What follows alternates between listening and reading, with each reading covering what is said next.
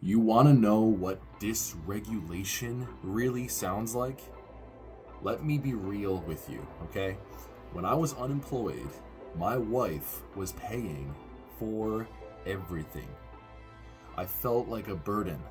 I thought I'd failed her. I catastrophized. I'll never get a job. I'll end up homeless, and she's going to leave me. My heart raced. My vision narrowed. Shame told me I was useless. And even when my wife tried to encourage me, my mind twisted it.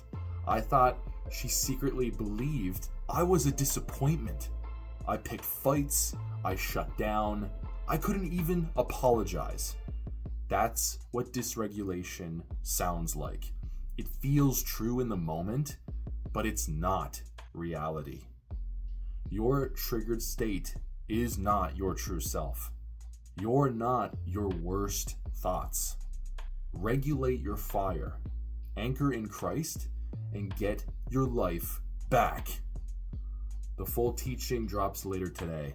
Subscribe so you don't miss it. Follow for more, link in bio.